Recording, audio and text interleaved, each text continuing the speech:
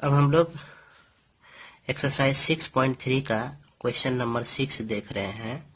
इसमें जैसा कि आप लोग जान रहे हैं ट्रेंगल हम लोग पढ़ रहे हैं और यह क्लास 10 का ट्रेंगल 6 नंबर का चैप्टर है। और इसमें से 6 नंबर का क्वेश्चन में इस तरह का कंस्ट्रक्शन दिया गया है जिसमें यह कहा गया है कि triangle A B E congruent to triangle A C D. तो हमको दिखाना है कि ए डी ई और ए बी सी दोनों जो ट्रेंगल है हमारा सिमिलर ट्रेंगल है। तो इसके लिए हम क्या करते हैं कि जैसा कि दिया गया है triangle A B E congruent यानी कि सर्वांगसम ट्रेंगल ए सी डी।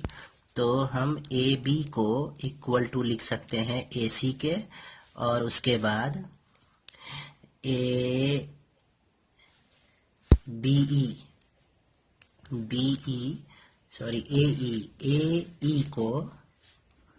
ए ई को लिख सकते हैं ए डी के बराबर लिख सकते हैं। तो ये दोनों जो टर्म आया सीपीसीटी से आ जाता है। तो सीपीसीटी से हम देख रहे हैं कि यह दोनों इक्वल है। तो निश्चित रूप से हम जान रहे हैं कि angles opposite to equal sides are equal, यानी कि इसका हिंदी में हम कह सकते हैं कि सम्मुख भुजाओं के कोण जो होते हैं बराबर, सम्मुख भुजाओं के कोण बराबर होते हैं। इसका मतलब ये हो जाता है। तो इसलिए हम ए बी का जो अपोजिट एंगल है एंगल सी, और उसके बाद ए ई सी का opposite angle B, angle C और एंगल बी दोनों इक्वल हैं, जिसको हम मान लेते हैं स्मॉल ए मान लेते हैं। उसके बाद A E equal to A D, तो इसके अपोजिट ये एंगल और ए डी के अपोजिट ये एंगल हो जाता है, यह भी आपस में इक्वल हो जाएगा। तो angle A D E equal to angle A E D, इसको हम मान लेते हैं बी। ये चूंकि दोनों एंगल इक्वल है तो यह एंगल ए हो गया, दोनों एंगल ए, यह एंगल बी, यह दोनों एंगल बी। अब हम लोग इस तरह से इसको क्या करेंगे कि ये ट्रेंगल ए डी ई में तीनों ट्रेंगल का सम जो है कितना हो जाएगा आपका 180 डिग्री के बराबर, एंगल सम प्रॉपर्टी से, है ना। क्योंकि हम लोग जान रहे हैं एंगल सम प्रॉपर्टी से कि त्रिभुज के तीनों कोणों का योग जो होता है वह हमेशा 180 के बराबर होता है। तो यहाँ पर हम angle A plus angle B plus angle B equal to, फिर यह angle A plus angle A plus angle A, इस तीनों एंगल को मिला देते हैं तो यह भी 180 के बराबर होता है, और इस तीनों एंगल को मिला देते हैं तो यह भी 180 के बराबर होता है। तो इस दोनों से हम क्या देख रहे हैं कि दोनों में एक कॉमन है, और 2 into angle B equal to 2 into angle A, और यह 2 आपका कैंसिल हो गया। तो इससे हम क्या देखते हैं कि एंगल बी जो है एंगल ए के बराबर है। तो एंगल बी एंगल ए के बराबर हो गया, और ए इसमें हमारा कॉमन एंगल है। तो अब हम चलते हैं in triangle A D E में and triangle A B C में। इस दोनों ट्रेंगल में हम क्या देख रहे हैं कि एंगल ए जो है एंगल ए, यह दोनों क्या है कॉमन है, यानी कि यह ए जो है बड़े वाले ट्रेंगल में भी है और यह छोटे वाले ट्रेंगल में भी है। और अभी हम तुरंत प्रूफ किए हुए हैं इक्वेशन 1 में कि एंगल बी और ए दोनों इक्वल है, यानी कि angle A equal to angle B, small B लिखते हैं इसको। तो दो एंगल जो है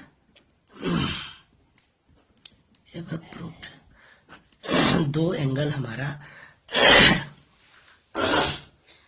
एंगल अगर हमारा एक सेम आ जाए दो ट्रेंगल का, तो निश्चित रूप से दोनों ट्रेंगल जो है क्या कहा जा सकता है, सिमिलर कहा जा सकता है। ए बी सी, ये दोनों ट्रेंगल सिमिलर हो जाएगा by A criterion for similarity. इससे यह दोनों ट्रायंगल हमारा सिमिलर हो जाएगा। क्वेश्चन नंबर 7 को हम लोग देखेंगे। क्वेश्चन नंबर 7 में जैसा कि ये फिगर आपको दिया गया है, यहाँ पर ट्रायंगल ए बी सी दिया गया है और यह सी से ई पर परपेंडिकुलर है, ए से डी पर परपेंडिकुलर है। तो इसमें सबसे पहला हम लोग को प्रूव करना है triangle A E P similar to triangle A C D P. तो ए ई पी जो है, ए ई पी ये ट्रायंगल आपका हो गया। उसके बाद सी डी पी ये दोनों ट्रायंगल हो गया। तो ये दोनों ट्रायंगल को सिमिलर करने के लिए हम इस दोनों ट्रायंगल में देख रहे हैं कि इसमें भी एक एंगल 90 का है, इसमें भी एक एंगल 90 का है और ये दोनों जो एंगल हैं ये वर्टिकली अपोजिट एंगल है। तो हम क्या देख रहे हैं कि angle A P E equal to angle C P D हो जाता है। यह दोनों वर्टिकली अपोजिट एंगल यानी कि इसको हम लोग कहते हैं शीर्षाभिमुख कोण। उसके बाद इसमें से एक एंगल 90 का है, तो एंगल ई पर और यहाँ एंगल डी पर 90 डिग्री का एंगल बन रहा है। तो इस तरह से हम ट्रायंगल ए ई पी को सिमिलर कह सकते हैं सी डी पी से बाय ए सिमिलरिटी, यानी कि ए समरूपता से इस दोनों को हम लोग समरूप कह सकते हैं। अब हमको इसमें दूसरा रिजल्ट प्रूव करना है कि ट्रायंगल ए बी डी और ट्रायंगल सी बी ई को सिमिलर प्रूव करना है। तो जैसा कि इस दोनों को आप अगर ध्यान से देखेंगे तो यह बी जो है दोनों में आ रहा है। तो यह बी बता रहा है कि बी पर जो है दोनों का एंगल कॉमन है। चलिए हम फिगर में देखते हैं। तो यहाँ बी ये एंगल है आपका, तो यह बी एंगल जो है दोनों में कॉमन है। जैसे कि ए बी डी अगर आप देखते हैं तो A B D B angle include कर रहा है। सी बी ई लेते हैं तो सी बी ई तो यह भी बी एंगल को इंक्लूड कर रहा है। तो इस तरह से यहाँ पर स्पष्ट हो जाता है कि angle A B D equal to angle C B E जो है यह दोनों इक्वल है। क्यों इक्वल है? कि यह कॉमन एंगल्स हैं, यानी कि इसको हम लोग कह सकते हैं समान एंगल, एक ही कॉमन एंगल, जिसको हम लोग हिंदी में कह सकते उभयनिष्ठ कोण हम लोग कहते हैं हिंदी में जिसे। तो ये उभयनिष्ठ हो गया। अब देखिए इस दोनों ट्रायंगल में से एक एंगल जो है हमको 90 का मिलेगा। जैसा कि आप देख रहे हैं ए बी डी में, देखिए ए बी और डी में डी पे जो कोण एंगल बन रहा है यह 90 डिग्री पर का है और यहाँ पर ई पर जो एंगल बन रहा है हमारा सी बी ई में ई पर जो एंगल बन रहा है यह भी 90 डिग्री का है। तो इस तरह से इसको हम डायरेक्ट लिख सकते हैं A D B equal to angle C E B जो है यह दोनों 90 डिग्री का एंगल है। तो इस तरह से दो एंगल जब इक्वल मिल जाए किसी दो ट्रायंगल में तो यह दोनों ट्रायंगल हमारा ए बी डी सिमिलर हो जाता है ट्रायंगल सी बी ई का। बाय किस क्राइटेरिया से? बाय ए सिमिलरिटी से, यानी कि ए इसको हिंदी में क्या पढ़ेंगे? ए समरूपता से यह जो है सिमिलर हो जाता है। उसके बाद इसमें तीसरा रिजल्ट हम लोग को प्रूव करना है ए ई पी और ट्रायंगल ए डी बी को सिमिलर प्रूव करना है। तो जैसा कि आप इस दोनों को ध्यान से देखेंगे तो ए और ए जो है दोनों में है, तो इसका मतलब एंगल ए जो है दोनों में कॉमन होगा। और जब एंगल ए हम चलिए फिगर में देखते हैं कि एंगल ए कैसे कॉमन है। ए ई पी यह हो गया आपका ए ई पी, एक ट्रायंगल ले रहे हैं। उसके बाद A D B, A D और बी, तो यह ए डी बी भी जो है ए हमारा कॉमन है। तो ए ई पी में ई पर 90 डिग्री का एंगल बन रहा है और ए डी पी में डी पर 90 डिग्री का एंगल बन रहा है। तो एक 90 दोनों में है, एक 90 दोनों में है और एक एंगल हमारा कॉमन है। इस तरह से दोनों ट्रायंगल को हम लोग क्या कह सकते हैं? इस दोनों ट्रायंगल को हम लोग सिमिलर कह सकते हैं। तो इसको लिखते हैं हम लोग। यहाँ देख रहे हैं कि angle A equal to angle A जो कि कॉमन हो जाता है।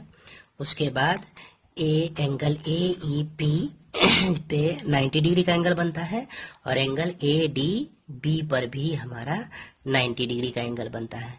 तो इस तरह से दो एंगल जब दो ट्रायंगल में आपस में मिल जाए तो वो दोनों ट्रायंगल जो होते हैं सिमिलर होते हैं। A E P similar to triangle A D B. तो यह किस क्राइटेरिया से? बाय ए सिमिलैरिटी से ये दोनों जो है सिमिलर हो, मतलब ए समरूपता से दोनों ट्रायंगल हमारा सिमिलर हो जाता है। उसके बाद क्वेश्चन नंबर 4 हम लोग देखते हैं। 4 में है आपका triangle P D C and triangle B E C. तो जैसा कि इस दोनों को आप देखिए ध्यान से ट्रायंगल को, इसमें सी हमारा कॉमन है तो इसको आप लिख सकते हैं angle C equal to angle C equal to यह दोनों जो है क्या हो गया आपका कॉमन। कॉमन को हम लोग हिंदी में उभयनिष्ठ कहते हैं। इसमें से अब देखते हैं कि किस पे हमारा 90 डिग्री का एंगल बन रहा है। तो पी डी सी देख लेते हैं फिगर में। ये आपका हो गया पी डी सी और उसके बाद किताब को ध्यान से देख सकते हैं आप लोग बी ई सी, पी डी सी और बी ई सी। तो B से E पर 90 बन रहा है और P से D पर यहाँ 90 बन रहा है। तो इसका E और इसका D पर 90 डिग्री का एंगल बन रहा है। तो यहाँ पर हम लिख सकते हैं कि एंगल PDC पर भी 90 डिग्री का एंगल, एंगल BEC पर भी 90 डिग्री का एंगल। तो दोनों 90 डिग्री का एंगल हो गया। जब दो एंगल्स हमारा मिल जाए इक्वल तो इस तरह से हम दोनों को क्या कह सकते हैं? सिमिलर कह सकते हैं। ट्रायंगल BEC जो है यह बाय ए सिमिलैरिटी यानी कि ए समरूपता से दोनों को सिमिलर हम लोग लिख सकते हैं। तो बस यही हमारा रिजल्ट मिल जाता है, हेंस रिजल्ट हो जाता है, हेंस द रिजल्ट लिख सकते हैं अंत में ये इस तरह से। अब अगला क्वेश्चन हम लोग देखते हैं 8 नंबर। आइए क्वेश्चन नंबर 8 को हम लोग समझें। इसमें कहा गया है कि ए बी सी डी एक पैरेललोग्राम है। A B C D is a parallelogram, एक पैरेललोग्राम। इसमें क्या कहता है कि हम ए डी को प्रोड्यूस करते हैं, बढ़ाते हैं और यह ई पॉइंट इस पर इस तरह से है कि बी से ई लाइन जो है सी डी को एफ पॉइंट पर कट करती है। तो इसमें हमको प्रूफ करना है कि ए बी एफ और सी एफ बी दोनों सिमिलर ट्रायंगल होंगे। तो ए बी एफ को ध्यान से देखें, ए बी एफ ये ट्रायंगल आपका हो जाता है। उसके बाद सी एफ बी ये ट्रायंगल हो जाता है। तो इस दोनों को सिमिलर प्रूफ करना है। तो यहाँ पर निश्चित रूप से हम लोग जानते हैं कि किसी भी पैरेललोग्राम का अपोजिट एंगल जो होता है वह इक्वल होता है। तो निश्चित रूप से अगर इस दोनों ट्रायंगल को हम लें A B F and triangle C F B में, तो हम लिख सकते हैं कि angle A equal to angle C. यहाँ पर कारण दे देंगे opposite opposite angles of parallelogram. इसको हिंदी में कहेंगे कि समांतर चतुर्भुज के सम्मुख भुजाएं एंगल होते हैं, कौन है ये। उसके बाद इसमें एंगल बी जो है, यहाँ पर जो एंगल बन रहा है ये ए मान लेते हैं, ये बी मान लेते हैं। तो ये दोनों एंगल जो है आपस में इक्वल हैं। अब बोलेंगे कि क्यों इक्वल है? क्योंकि हम लोग जान रहे हैं कि पैरेललोग्राम का अपोजिट साइड जो होता है वो आपस में पैरेलल होता है। जब ये दोनों लाइन आपका पैरेलल है तो यह ट्रांसवर्सल के तरह काम करता है, यानी तिर्यक छेदी रेखा के तरह यह काम करता है। तो इस कंडीशन में बनने वाले संगत कोण मतलब करस्पॉन्डिंग एंगल्स जो हैं वो इक्वल होंगे।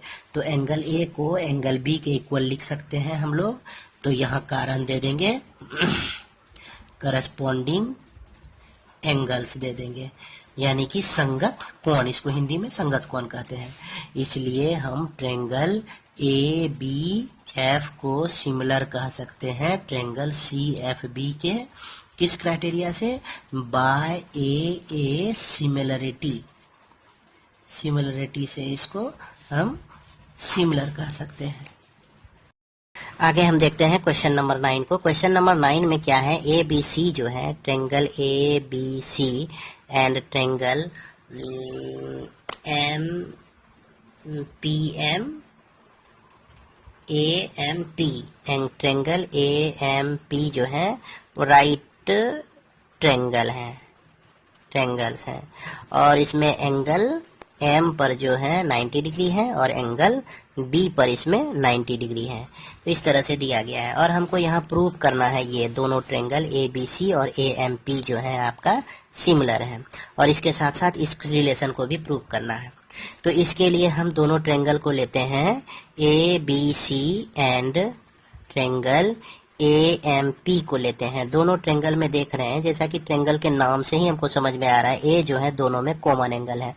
तो निश्चित रूप से यहाँ फिगर में भी आप देख रहे हैं कि A जो एंगल है आपका, यह दोनों में कॉमन एंगल है। तो angle A equal to angle A लिख सकते हैं, जिसको हम लोग कॉमन कहते हैं और हिंदी में उभयनिष्ठ कहते हैं। इसके बाद दोनों में से एक एंगल, दोनों ट्रेंगल का एक एक एंगल 90 डिग्री है। तो angle M equal to angle B, यह जो है 90 डिग्री है। तो निश्चित रूप से दो एंगल जब 90 डिग्री का मिल गया तो दोनों ट्रेंगल जो है हमारा सिमिलर हो जाएगा। Triangle ABC similar to triangle AMP, किस क्राइटेरिया से? बाय AA सिमिलरिटी से, सिमिलरिटी से, और जिसको हम लोग हिंदी में क्या कहेंगे? AA समरूपता कहेंगे, AA समरूपता कहेंगे। अब जब दोनों ट्रेंगल सिमिलर हो गया तो हम लोग जान रहे हैं अगर दो ट्रेंगल सिमिलर होते हैं तो इसके साइड जो होते हैं आपस में प्रोपोर्शनल होते हैं। तो निश्चित रूप से प्रोपोर्शनल मतलब समान अनुपात में होते हैं। AM, तो निश्चित रूप से हम AM AB बाय AM लिख सकते हैं। उसके बाद BC बाय AC बाय क्या लिख सकते हैं? AP लिख सकते हैं। उसके बाद BC बाय, उसके बाद MP लिख सकते हैं। यहाँ एक जानकारी दे सकते हैं आप लोग कि साइड्स आर प्रोपोर्शनल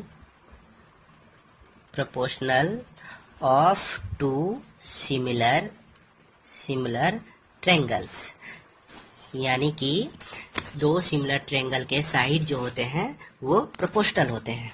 अब इसमें से हम इस तीन रिलेशन में से वही उठाएंगे जो हमको यहाँ पे मांगा जा रहा है। यहाँ CA बाय PA कह रहा है, तो इसको हम क्या लिख सकते हैं? उल्टा करके लिखें तो CA बाय PA लिख सकते हैं।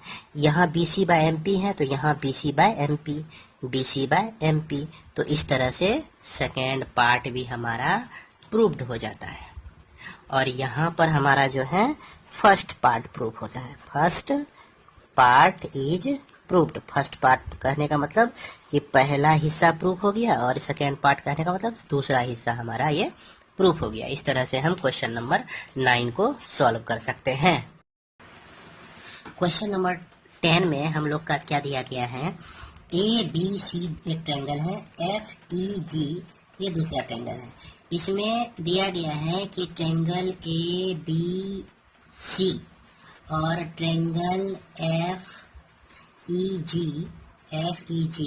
दोनों ट्रायंगल ही हमारा सिमिलर है। तो जब दोनों ट्रायंगल सिमिलर है तो एंगल C का बाइसेक्टर कहने का मतलब हो गया कि एंगल का समविभाजक, यानी कि एंगल C को आधा इधर बांटता है और आधा इधर बांटता है। जब बाइसेक्टर को बढ़ाते हैं तो यह AD पर D पॉइंट पर को कट करता है, D पॉइंट पर कट करता है। उसी प्रकार यहाँ G जो एंगल है इसका बाइसेक्टर कहने का मतलब हो गया कि G को आधा आधा दो भाग में बांट दिया गया, और इस लाइन को बढ़ाते हैं तो FE पर H पॉइंट पर यह कट करता है। तो सबसे पहले हमको ये चीज प्रूव करना है, CD बाय GH और equal to AC by FG। तो CD बाय GH और AC बाय FG ये जो साइड्स है, ये साइड इंक्लूड है इस ट्रायंगल में और ये साइड इंक्लूड है इस ट्रायंगल में। तो इस दोनों ट्रायंगल को सबसे पहले हम लोग लेते हैं। तो ये ट्रायंगल हमारा है ADC, triangle ADC and triangle FHG, triangle FHG। तो इस दोनों ट्रायंगल में हम देख रहे हैं कि angle A equal to angle A। क्यों यह angle A equal to angle F क्यों हो जाएगा? सॉरी F होगा, ये F क्यों हो जाएगा? क्योंकि यह दोनों ट्रायंगल जो है हमारा सिमिलर है। तो तो सिमिलर होने का मतलब हुआ कि इसका तीनों एंगल जो है संगत तीनों एंगल के करस्पॉन्डिंग तीनों एंगल के बराबर होगा। तो निश्चित रूप से एंगल ए जो है एंगल एफ के बराबर हो जाएगा, चूंकि ए और एफ। तो यहाँ पर angle A equal to angle F लिख सकते हैं। अब देख रहे हैं कि इसका जो एंगल सी है यह एंगल जी के बराबर हो जाएगा, यह एंगल जी के बराबर हो जाएगा। तो angle C equal to angle G. अब यदि हम एंगल सी का हाफ कर दें, एंगल जी का भी हाफ कर दें, तो यह एंगल ए यह हाफ पार्ट देता है, यहाँ भी आपका हाफ पार्ट देता है। तो C by A by angle C by 2 को हम लिख सकते हैं एंगल ए लिख सकते हैं, और जी बाय 2 को लिख सकते हैं एंगल बी। जब यह दोनों आपस में बराबर है तो इसका हाफ पार्ट भी आपस में बराबर ही होगा। इस तरह से हम देख रहे हैं कि दो एंगल हमको इक्वल मिल जाता है।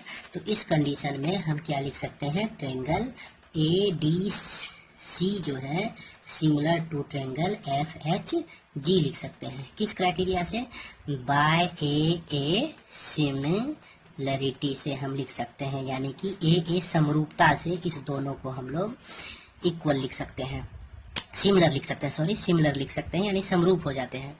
जब दो ट्रायंगल हमारा समरूप हो जाए तो इसकी भुजाएं जो होती हैं समान अनुपात में होती हैं, यानी साइड्स जो होते हैं इसके प्रोपोर्शनल होते हैं। तो हम निश्चित रूप से यहाँ पे लिख सकते हैं ए डी फर्स्ट दो लेटर उठाते हैं तो बाय एफ एच लिख सकते हैं। डी सी अगर लिखेंगे तो यहाँ पे लिखा जाएगा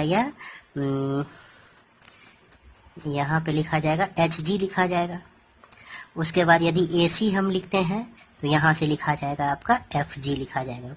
अब इस रिजल्ट को आप जो टारगेट है, जो रिजल्ट हमको टारगेट तक पहुँचना है, जिस रिजल्ट को प्रूव करना है उसको और इसको कंपेयर करते हैं। तो उसमें क्या देखते हैं, C D by G H है। यहाँ देखिए C D by G H हमको मिल रहा है, C D by G H हमको यहाँ पे मिल जा रहा है। उसके बाद ये ए सी बाय एफ जी है इसमें, तो ए सी बाय एफ जी हम यह लिख सकते हैं कि फर्स्ट पार्ट इज प्रूव्ड, पहला पार्ट आपका प्रूव्ड हो जाता है, यानी कि पहला नंबर का रिजल्ट आपका प्रूव हो जाता है। अब चूंकि यहाँ पर हम इसको सिमिलर प्रूव किए हुए हैं, तो यदि हम इसको थोड़ा सा उलटफेर करके लिखें, उलटफेर कहने का मतलब कि इसको हम ऐसे भी लिख सकते हैं कि ट्रायंगल डी को पहले ले लें, सी को बाद में लें, डी सी, तो यह ए आ जाएगा। इसको सिमिलर लिख सकते हैं, जैसे डी यहाँ बीच वाले को पहले लिए, सी को नेक्स्ट लिए, फिर ए को नेक्स्ट लिए। उसी तरह से यहाँ ट्रायंगल एच लिख सकते हैं, फिर जी लिख सकते हैं, फिर एफ लिख सकते हैं। इस तरह से इसको हम इस तरह से लिख सकते हैं। तो यह जो हमारा है थर्ड पार्ट है, थर्ड में हमको यही प्रूव करना है, थर्ड पार्ट इज प्रूव्ड। तो थर्ड पार्ट जो है सिर्फ लिखने के तरीके को चेंज करने से थर्ड पार्ट तक हम लोग पहुंच जाते हैं। अब यदि हमको सेकेंड नंबर प्रूव करना है, इसको प्रूव करना है, क्या प्रूव करना है, डी सी बी और एच जी ई। तो डी सी बी और एच जी ई में बी एंगल और बी एंगल हम देख रहे हैं दोनों में कॉमन है। तो यहाँ लिख सकते हैं angle B equal to angle E जो है यह कैसा एंगल है आपका, कॉमन, जिसको ओवेनिस्ट कहते हैं। उसके बाद ये साइड इधर ए एंगल बनता है तो इधर बी एंगल बनता है, जो आपस में बराबर है। तो इसको फिर से हम लिख के दिखा सकते हैं कि angle C equal to angle G है, तो half of angle C equal to half of angle G. तो हाफ ऑफ एंगल सी को हम माने हुए हैं, ए माने हुए हैं, तो angle A equal to angle B. तो इस ट्रायंगल में भी हमारा दो एंगल जो है इक्वल निकल जाता है। तो इस स्थिति में हम कह सकते हैं कि ट्रायंगल डी सी बी जो है सिमिलर हो जाता है ट्रायंगल एच जी ई के किस क्राइटेरिया से, बाय ए सिमिलरिटी से। दोनों ट्रायंगल सिमिलर हो जाते हैं। तो इस तरह से सिमिलर हम लोग प्रूव कर सकते हैं।